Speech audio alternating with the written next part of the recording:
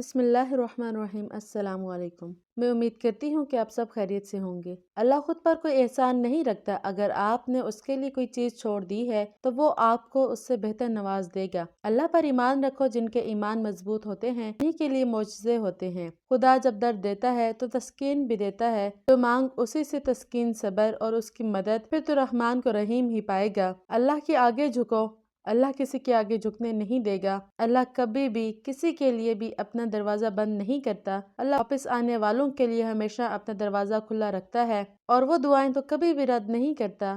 ہاں، اپنے پاس سنبھال لیتا ہے اور پھر وہ عطا کرتا ہے وہاں سے جہاں سے ہم نے گمان بھی نہیں کیا ہوتا۔ جب تمہیں ذکر الہی سننا اچھا لگنے لگے تو جان لو کہ تمہیں اللہ سے اور اللہ کو تم سے محبت ہو گئی ہے۔ اگر کوئی چیز تقدیر میں نہیں بھی لکھی تو ابھی دعا ضرور کرنی چاہیے، کیونکہ تقدیر کے سامنے ہم بے بس ہیں، تقدیر لکھنے والا تو بے بس نہیں۔ مایوس وہ ہوتا ہے جو اللہ پہ یقین نہیں رکھتا، اور محروم وہ ہوتا ہے جو اللہ کی نعمتوں کا شکر ادا نہیں کرتا۔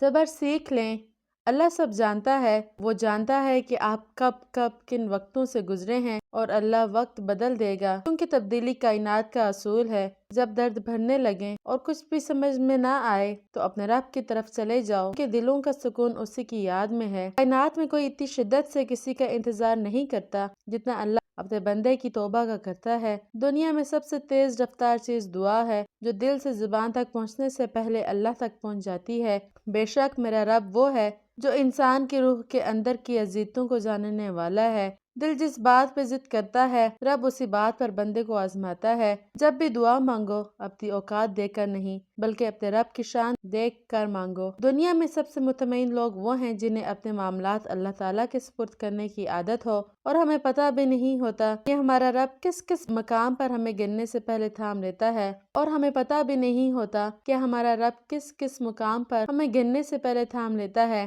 مقدر اتنی بار بدلتا ہے، اتنی بار بندہ دعا اللہ سے کرتا ہے۔ مخلوق کی خوشی کے لیے اللہ کو ناراض نہ کرو۔ اگر اللہ سے تمہارا راستہ کٹ گیا پھر کوئی بھی تمہارے کام نہیں آ سکتا۔ جن گھروں میں اللہ کا ذکر ہوتا ہے وہاں سکون، محبت اور برکت نظر آتی ہے۔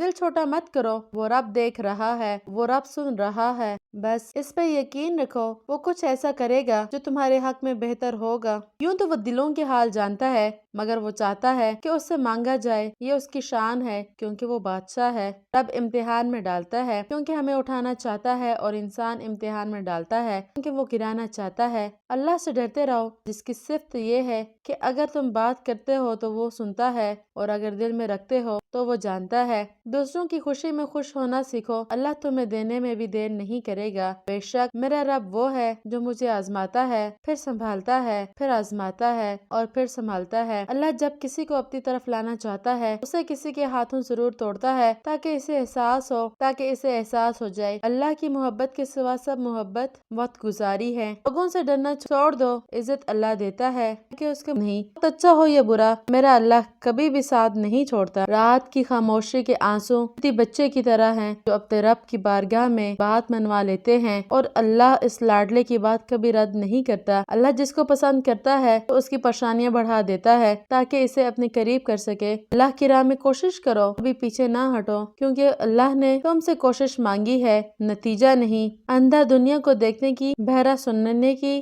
اور لنگڑا چلنے کی، اور گنگا بولنے کی تمنا کرتا ہے، اور تم دیکھتے، سنتے، چلتے اور بولتے ہو، تو کون سی چیز تمہیں اپنے رب کا شکر بجا لانے سے روکتی ہے؟ اللہ کے بڑے احسانوں میں سے ایک یہ بھی ہے کہ اللہ نے تمہیں مکمل بنایا، تو پھر کیوں نہیں کہتے الحمدللہ؟ اللہ کا ذکر کرتے رہا کرو، چاہے گھر میں ہو یا راستے میں، کیونکہ جس چیز کے سامنے اللہ کا ذکر کرو گے، چاہے وہ پتھر ہے، پھول، درخت یا کچھ بھی، قیامت کے دن گواہی دے گی کہ یا اللہ، تیرا یہ بندہ تیرے ذکر میں مشغول رہا تھا۔ اللہ فرماتا ہے کہ جب کوئی تم پر ظلم کرے تو میرے انتقام پر راضی ہو جا، کیونکہ میرا انتقام تیرے انتقام سے بہتر ہے۔ سجدے کی توفیق ملنا بھی اللہ کی نعمتوں میں سے ایک نعمت ہے، جن سے یہ نعمت چھین لی جاتی ہے۔ نہ وہ دنیا کے رہتے ہیں نہ ہی دین کے، سوتے سوتے اللہ کا ذکر کرنے کی عادت ڈالیں، کیا پتہ یہ عادت ابدی نیند سوتے سوتے بھی کام آ جائے۔ اللہ کو راضی کرنے کی تڑپ پیدا ہو گئی تو جسم سے روح نکلتے وقت درد کی شدت سے تڑپنا نہیں پڑے گا۔ اللہ تعالیٰ سے اللہ تعالیٰ کے دین پر قائم رہنے کی دعا مانگتے رہیے،